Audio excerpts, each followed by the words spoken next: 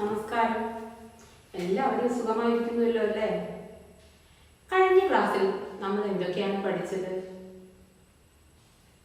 അമ്മയുടെ സ്നേഹം. സ്നേഹത്തിന്റെ ഉറവിടമാണ് അമ്മ. ഒരു അനുഭവക്കുറിപ്പ്, അമ്മയുമായുള്ള സ്നേഹത്തിന്റെ ഒരു അനുഭവക്കുറിപ്പ് എഴുതാൻ പറഞ്ഞിരുന്നല്ലോ. കുറച്ചു പേർ എനിക്ക് എഴുതി അയച്ചു. നിങ്ങൾക്ക് എത്ര സ്നേഹമാണ് നിങ്ങളുടെ അമ്മയോടുള്ളത് എന്ന് എനിക്കത് വായിച്ചപ്പോൾ മനസ്സിലായി. സന്തോഷമോ സങ്കടമോ എന്തൊക്കെയോ എനിക്ക് അനുഭവപ്പെട്ടു അതൊക്കെ വായിച്ചപ്പോൾ. ഞാനും ഒരു അമ്മയായതുകൊണ്ടായിരിക്കാം. എത്ര ചെറിയ ചെറിയ കാര്യങ്ങളാണ് നിങ്ങൾ ശ്രദ്ധിക്കുന്നത് എന്ന് എനിക്ക് മനസ്സിലായി. പക്ഷെ കുറച്ച് കുട്ടികൾ എഴുതി അയച്ചു തരാനുണ്ട്. അത് ആൺകുട്ടികളാണോ എന്ന് എനിക്കൊരു സംശയമുണ്ട്. നിങ്ങൾക്ക് എന്താ സ്നേഹമില്ലേ? അമ്മയോട് സ്നേഹമില്ലേ? എന്തുകൊണ്ടാണ് നിങ്ങൾ അയക്കാത്തത്? അതോ പുറത്ത് കാണിക്കാതെ ഇരിക്കുകയാണ്? സ്നേഹം പ്രകടമാക്കാനുള്ളതാണ്. നിങ്ങൾക്കത് എഴുതാം, സ്വതന്ത്രമായി എഴുതണം. നിങ്ങൾക്ക് എന്താ എഴുതിക്കൂടെ മക്കളെ? എഴുതാത്തവർ ഇന്ന് തന്നെ അമ്മയോട് സ്നേഹമുണ്ടെങ്കിൽ, ടീച്ചറോട് സ്നേഹമുണ്ടെങ്കിൽ ഇന്ന് തന്നെ നിങ്ങളത് വളരെ കുറച്ച് പേരെ എഴുതാറുണ്ട്. അവരും കൂടെ അത് എഴുതി അയക്കണം. സ്നേഹത്തെക്കുറിച്ച് ഒരുപാട് കവികൾ പാടിയിട്ടുണ്ട്. സ്നേഹഗായകനായ കുമാരനാശാൻ പറഞ്ഞത് എന്താണ്? സ്നേഹമാണ് അഖിലസാരം ഒഴിയിൽ, സ്നേഹസാരമിഹ സത്യമേഘമാ. നളിനി എന്ന അദ്ദേഹത്തിന്റെ കൃതിയിൽ അദ്ദേഹം അങ്ങനെ പറയുകയുണ്ട്. സ്നേഹം, ലോകം മൊത്തം സ്നേഹമാണ്, സ്നേഹം മാത്രമാണ് സത്യമായിട്ടുള്ളത് എന്നാണ് അദ്ദേഹം പറയുന്നത്. ചണ്ടാല ഭിക്ഷുകി എന്ന കൃതിയിൽ കുമാരനാശാൻ പറഞ്ഞത്, സ്നേഹത്തിൽ നിന്നുദിക്കുന്നു ലോകം. ഒരു ലോകത്തിന് ഐശ്വര്യവും സമൃദ്ധിയും ഒക്കെ ഉണ്ടാകണമെങ്കിൽ സ്നേഹം വേണം. ആ സമൃദ്ധി നിലനിൽക്കണമെങ്കിലും സ്നേഹം വേണം. എന്തു കാര്യത്തിലും അങ്ങനെയാണ്. വയലാർ രാമവർമ്മ എന്താണ് പറഞ്ഞത്? സ്നേഹിക്കയില്ല ഞാൻ നോക്കും ആത്മാവിനെ, സ്നേഹിച്ചിടാത്തൊരു തത്വശാസ്ത്രത്തെ. മനുഷ്യനെ, മനുഷ്യത്വമില്ലാത്ത, മനുഷ്യ സ്നേഹമില്ലാത്ത ഒരു പ്രത്യേക ശാസ്ത്രത്തെയും ഞാൻ സ്നേഹിക്കുകയില്ല എന്നാണ് വയലാർ രാമവർമ്മ പറഞ്ഞത്. എല്ലാ മതങ്ങളിലും സ്നേഹത്തെക്കുറിച്ച് പറയുന്നുണ്ട്. ക്രിസ്തുമതം പറഞ്ഞത് എന്താണ്? നിന്നെ പോലെ നിന്റെ അയൽക്കാരനെയും സ്നേഹിക്കുക എന്നാണ്. നിന്നെ പോലെ, നീ തന്നെയാണ് നിന്റെ അയൽക്കാരൻ, നിന്നെ പോലെ തന്റെ അയൽക്കാരനെയും സ്നേഹിക്കണം എന്നാണ് ക്രിസ്തുമതം പറഞ്ഞത്. ഇസ്ലാം മതത്തിൽ പറഞ്ഞത് എന്താണ്? അയൽക്കാരൻ പട്ടിണി കിടക്കുമ്പോൾ നീ സമൃദ്ധമായി ഭക്ഷണം കഴിക്കുകയാണെങ്കിൽ നീ എന്റെ കൂട്ടത്തിൽ പെട്ടതല്ല എന്നാണ് ഇസ്ലാം മതത്തിൽ പറഞ്ഞത്. ഹിന്ദുമതത്തിൽ പറഞ്ഞതാവട്ടെ, ദാനധർമാദികൾ ചെയ്യൂ, വലതുകൈ കൊണ്ട് കൊടുക്കുന്നത് ഇടതുകൈ അറിയരുത് എന്നാണ് പറഞ്ഞത്. അതുപോലെ പ്രശസ്ത ഇംഗ്ലീഷ് സാഹിത്യകാരനായ ഷേക്സ്പിയർ പറഞ്ഞത് എന്താണ്? To love and to be loved is the greatest happiness in the world. എന്താണ് അങ്ങനെ പറഞ്ഞത്? To love, സ്നേഹിക്കുക. To be loved, സ്നേഹിക്കപ്പെടുക, is the greatest happiness in the world. ലോകത്തിൽ വെച്ച് ഏറ്റവും സന്തോഷമുള്ളത് സ്നേഹിക്കുകയും സ്നേഹിക്കപ്പെടുകയും ചെയ്യുക എന്നുള്ളതാണ്. അല്ലാതെ മണിമന്ദിരങ്ങൾ പണിതത് കൊണ്ടോ വലിയ വലിയ വാഹനങ്ങൾ വാങ്ങിയോ റബ്ബർ എസ്റ്റേറ്റ് വാങ്ങിയതുകൊണ്ടോ ഒന്നും ഒരു മനുഷ്യൻ സന്തോഷവാനാവുന്നില്ല എന്നാണ് അദ്ദേഹം പറഞ്ഞത്. കുടുംബത്തിൽ നിന്നാണ് ഈ സ്നേഹം ഉണ്ടാവേണ്ടത്. നമ്മുടെ കവിത, നമുക്ക് പഠിക്കാനുള്ള കവിത ചേച്ചിയും കൊച്ചനുജനും തമ്മിലുള്ള സ്നേഹബന്ധത്തെ കുറിച്ചാണ്. വിവാഹിതയായി ചേച്ചി പോകുമ്പോൾ ആ കൊച്ചനുജനിൽ ഉണ്ടാവുന്ന തിങ്ങലും വിങ്ങലുമാണ് ഈ കവിതയിൽ ഉള്ളത്. ഈ കവിത എഴുതിയത് ആരാണ്? ഇടശ്ശേരി ഗോവിന്ദൻ നായർ നമ്മുടെ ജില്ലക്കാരനാണ്. മലപ്പുറം ജില്ലയിലെ കുറ്റിപ്പുറത്താണ് അദ്ദേഹം ജനിച്ചത്. 1906 അദ്ദേഹത്തിന്റെ ജന്മം. അദ്ദേഹം ഒരു ദരിദ്ര കുടുംബത്തിലെ അംഗമായി. അതുകൊണ്ട് തന്നെ അധികം വിദ്യാഭ്യാസം നേടാനൊന്നും അദ്ദേഹത്തിന് കഴിഞ്ഞില്ല. അങ്ങനെ വക്കീൽ ഗുമസ്തനായി അദ്ദേഹത്തിന് ഒരു ജോലി കിട്ടുകയും അദ്ദേഹം ഉടൻ ആ ജോലി സ്വീകരിക്കുകയും ചെയ്തു. പല സാഹിത്യകാരന്മാരുമായി അദ്ദേഹത്തിന് നല്ല അടുപ്പമുണ്ടായി. അതുകൊണ്ട് തന്നെ അദ്ദേഹത്തിന്റെ സാഹിത്യാഭിരുചി വളരുകയും ചെറുപ്പം മുതലേ അദ്ദേഹം കവിതകളെല്ലാം എഴുതുകയും ചെയ്തു. കർഷകരും തൊഴിലാളികളും അടങ്ങുന്ന ഒരുപാട് ആളുകളുടെ കവിതകൾ ആയിരുന്നു അദ്ദേഹം എഴുതിയത്. അദ്ദേഹത്തിന്റെ കവിതകളിലെല്ലാം കർഷകരും തൊഴിലാളികളും ഉണ്ടായിരുന്നു. ശക്തമായ കവിതകളായിരുന്നു അദ്ദേഹം രചിച്ചത്. അതുകൊണ്ട് തന്നെ ശക്തിയുടെ കവി എന്നാണ് അദ്ദേഹം അറിയപ്പെട്ടത്. ഇത് കഴിഞ്ഞ പരീക്ഷയ്ക്ക് USSന് ഒരു ക്വസ്റ്റ്യൻ ഉണ്ടായിരുന്നു. ശക്തിയുടെ കവി ആരാണ്? ശക്തിയുടെ കവി? ശക്തിയുടെ കവി എന്നറിയപ്പെടുന്ന ആരാണ്? ഇടശ്ശേരി ഗോവിന്ദൻ നായർ ശക്തിയുടെ കവി എന്നാണ് അറിയപ്പെടുന്നത്. അദ്ദേഹം ഒരുപാട് കവിതകൾ എഴുതിയിട്ടുണ്ട്. ഒരു പിടി നെല്ലിക്ക, നൂലാമാല, കറുത്ത ചെട്ടിച്ചികൾ, കൂട്ടുകൃഷി തുടങ്ങിയ ഒരുപാട് കവിതകൾ എഴുതിയിട്ടുണ്ട്. കൂട്ടുകൃഷി എന്നത് അദ്ദേഹത്തിന്റെ പ്രശസ്തമായ ഒരു നാടകമാണ്. അദ്ദേഹത്തിന് സാഹിത്യ അവാർഡുകളൊക്കെ ലഭിച്ചിട്ടുണ്ട്. അദ്ദേഹം ഒരു സ്വാതന്ത്ര്യ സമര സേനാനി കൂടി ആയി. 1974 അദ്ദേഹം അന്തരിച്ചു. അദ്ദേഹം എഴുതിയ എല്ലാ കവിതകളും ഹൃദയസ്പർശിയായ കൊച്ചനുജൻ എന്ന കവിത നമുക്കൊന്ന് പഠിക്കാം. ജീവചരിത്രക്കുറിപ്പ് നമുക്ക് എഴുതേണ്ടതുണ്ട്. ഞാൻ നിങ്ങൾക്ക് പറഞ്ഞു തരാം. എല്ലാവരും ഇടശ്ശേരി ഗോവിന്ദൻ നായരുടെ ജീവചരിത്രക്കുറിപ്പ് എഴുതണം. ഇനി നമുക്ക് ആ കവിതയുടെ ആശയം ഒന്ന് മനസ്സിലാക്കണമെങ്കിൽ ഓരോ വരികളിലൂടെയും സഞ്ചരിക്കാം. എല്ലാവരും പുസ്തകം എടുക്കൂ, ടെക്സ്റ്റ് പുസ്തകം എടുക്കൂ. എടുത്തില്ലേ? നമ്മൾ ഈ കവിത ചൊല്ലുകയും നോട്ട്ബുക്കിൽ എഴുതുകയും ഈണം കണ്ടെത്തുകയും ഒക്കെ ചെയ്തതാണ് കഴിഞ്ഞ ക്ലാസ്. ചേതന മൂലമേ കാത്തതല്ലേ ചേച്ചി ചേരണി പാവകളെ, ചേറാണ്ടൊരെന്റെ കൈ തൊട്ടുപോയ ഒട്ടു ചേതം വരുമെന്നു ചൊന്നതല്ലേ, എന്തിനെ പിന്നെ നീ എന്റെ മുമ്പിൽ ഇമ്മനോഹാരിത വെച്ചു തന്നു, തേരോടിക്കാറ്റിനായേറെ ചുകന്ന പൂവാരിക്കൊടുക്കുന്ന വള്ളി പോലെ. ആദ്യത്തെ 6 വരി, 8 വരികളുണ്ടാകട്ടെ. 8 വരികൾ എന്താണ് പറയുന്നത്? ചേതന പോലവേ കാത്തതല്ലേ ചേച്ചി ചേരണി പാവകളെ. എന്താണ് ചേതന എന്ന് പറഞ്ഞാൽ? ചേതന ജീവൻ. ചേച്ചി ജീവനെ പോലെ കാത്തതല്ലേ തന്നെ ഈ പാവകളെ. പിന്നെ എന്തിനാണ് ചേച്ചി ഈ പാവകളെ എനിക്ക് തന്നത്? സാധാരണയായി ചേറാണ്ടൊരെന്റെ കൈ തൊട്ടാൽ ചേതം വരുമെന്ന് ചൊന്നതല്ലേ എന്ന് പറഞ്ഞാൽ പറഞ്ഞതല്ലേ. കുട്ടിയാവുമ്പോൾ കൈകളിൽ ചെറിയൊക്കെ ഉണ്ടാവുമല്ലോ. അപ്പൊ ചേച്ചിയുടെ ഈ പാവകളെ തൊടുകയാണെങ്കിൽ ചേച്ചി അഴുക്ക് പറയും. നീ തൊടണ്ട, എന്റെ പാവ തൊടണ്ട, എന്റെ കൈമേൽ അഴുക്കുണ്ട്, ചെളിയുണ്ട്, നീ തൊടണ്ട എന്നൊക്കെ പറഞ്ഞ് എന്നെ തൊടാൻ പോലും ചേച്ചി സമ്മതിക്കാറില്ല. ഇപ്പൊ പിന്നെ എന്താണ് ചേച്ചി ഈ പാവകൾ എന്റെ അലമാരയിൽ കൊണ്ടുവച്ചത്? എന്തുപോലെ എന്നാണ് കവി പറയുന്നത്? തേരോടിക്കാറ്റ് എന്ന് പറഞ്ഞാൽ ഒരു ഇരമ്പലോട് വരുന്ന ഒരു കാറ്റ്. കൊടുങ്കാറ്റൊന്നുമില്ലേ, ഒരു ശബ്ദത്തോടെ വരുന്ന കാറ്റ്. കേട്ടിട്ടില്ലേ? സന്ധ്യാസമയത്തൊക്കെ ഒരു കാറ്റുണ്ടാവും.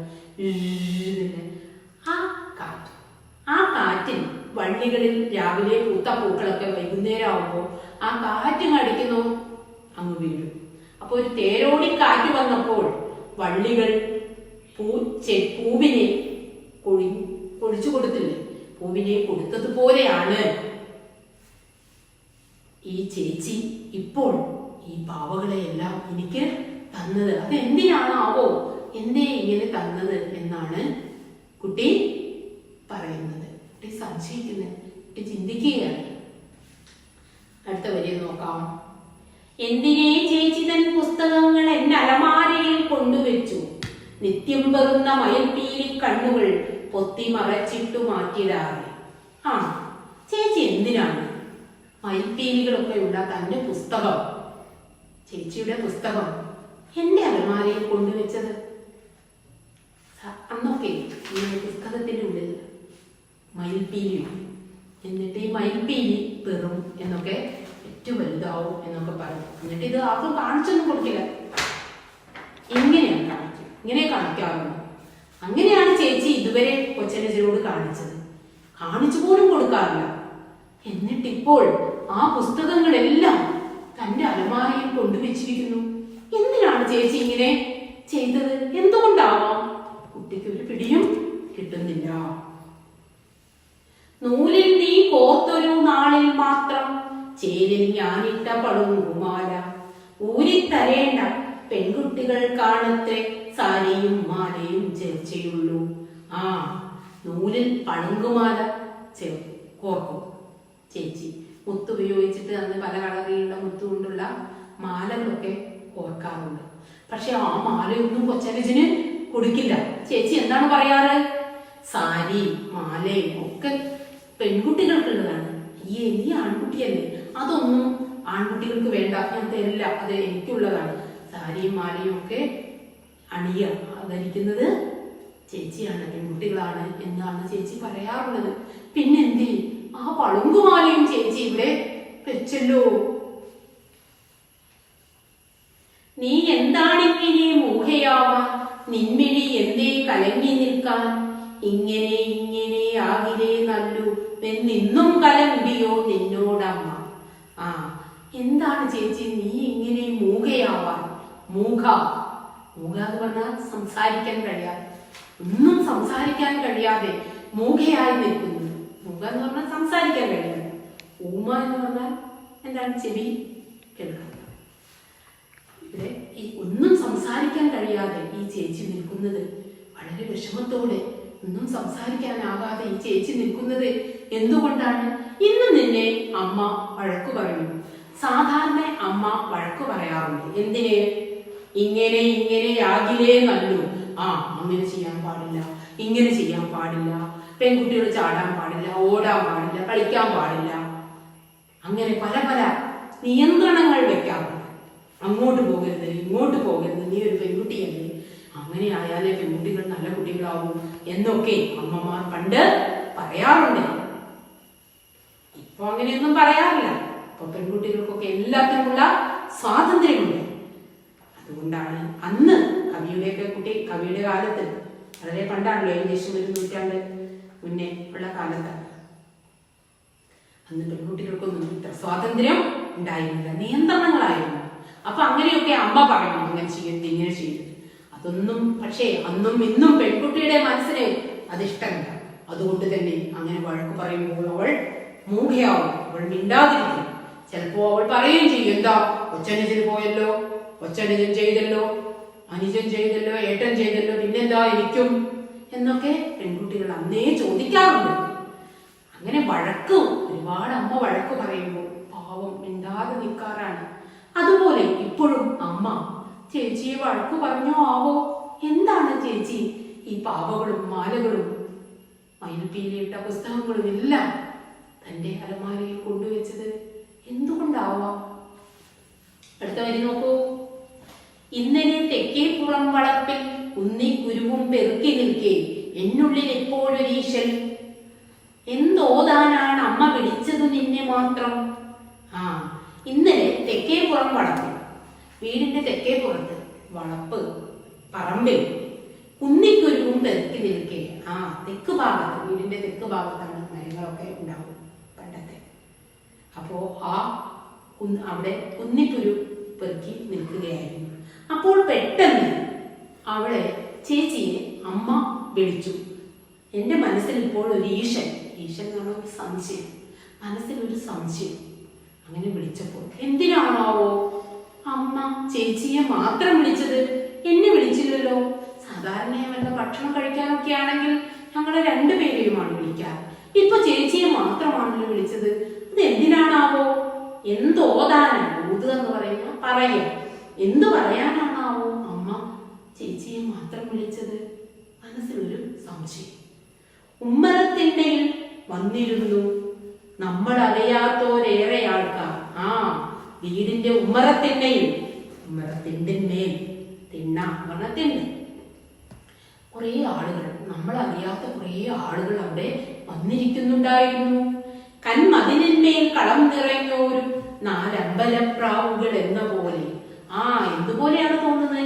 അമ്പലത്തിന്റെ കൽമതിലിന്മേൽ അമ്പലപ്രാവുകൾ, വെള്ള നിറത്തിലുള്ള അമ്പലപ്രാവുകൾ വന്നിരിക്കുന്നത് പോലെയാണ് ആ ഉമ്മറ കോലായിലെ തിണ്ടിന്മേൽ വെള്ള വസ്ത്രധാരികളായ അറിയാത്ത 3-4 പേര് വന്ന് എന്തിനോ വേണ്ടി ഇങ്ങനെ നിശബ്ദമായി വന്നിരിക്കുന്നത് കണ്ടപ്പോൾ കുട്ടിക്ക് തോന്നിയത്.